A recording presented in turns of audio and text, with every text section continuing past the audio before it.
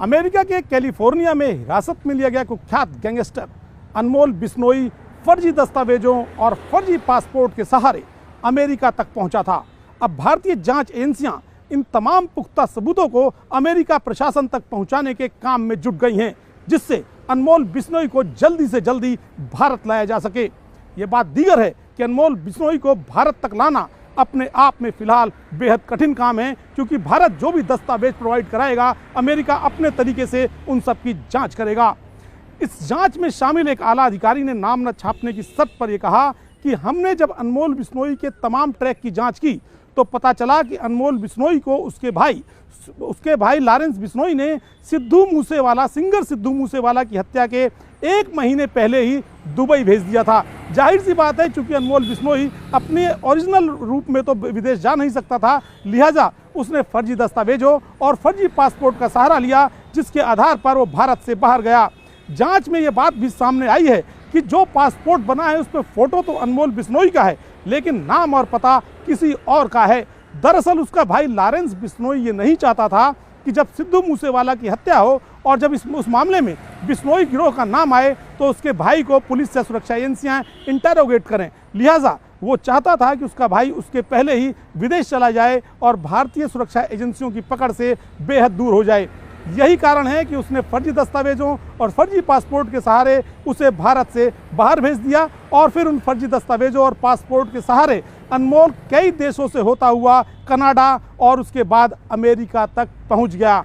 इस मामले में सबसे महत्वपूर्ण बात यह है कि सुरक्षा एजेंसियों ने जब इस मामले की जांच शुरू की तो उन्हें अनमोल बिश्नोई की जगह किसी दूसरे शख्स का नाम मिला, जिस पर फोटो तो अनमोल बिश्नोई का लगा हुआ था, लेकिन नाम किसी और का था। लिहाजा उस मामले में जांच उसी आधार पर आगे बढ़ी और अंततः सुरक्षा एजेंसियों ने 7 दिनों तक लगातार वहां निगरानी कराई और उस निगरानी के बाद जब ये कन्फर्म हो गया प्रत्यक्ष तौर पर कि सामने वाला शख्स अनमोल बिश्नोई है, तो उसके बाद अमेरिका प्रशासन को सूचना देकर उसे वहां पर हिरासत में ले लिया गया। अब यहाँ पर भारतीय जांच एजेंसियों ने नेशनल इन्वेस्टिगेशन एजेंसी, जिसके पास अनमोल बिश्नोई से संबंधित 2 केस हैं, इसके अलावा मुंबई पुलिस, जहाँ पर अनमोल बिश्नोई के खिलाफ ताज़ा तरीन 2 केस हैं, जिसमें एक सलमान खान का मामला है और दूसरा बाबा सिद्दीकी के मर्डर केस का मामला है। इन दोनों केसों में चूंकि अनमोल बिश्नोई का नाम आया है और स्पष्ट तौर पर इस मामले में जो आरोपियों से इंटेरोगेशन हुआ है उसमें साफ तौर पर कहा गया है कि उन लोगों ने अनमोल बिश्नोई से ही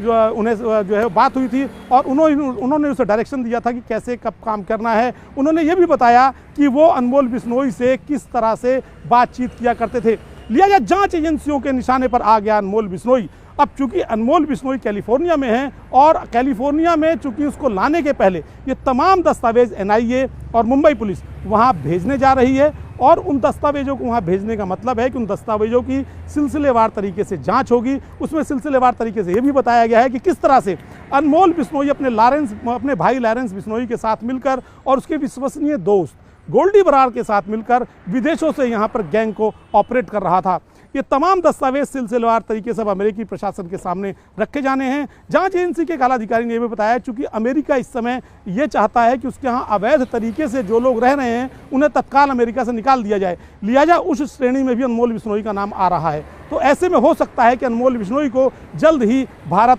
वापस लाया जा सके, लेकिन ये जांच अधिकारी खुद इस बात को मान रहे हैं कि कठिन डगर है अभी पनघट की।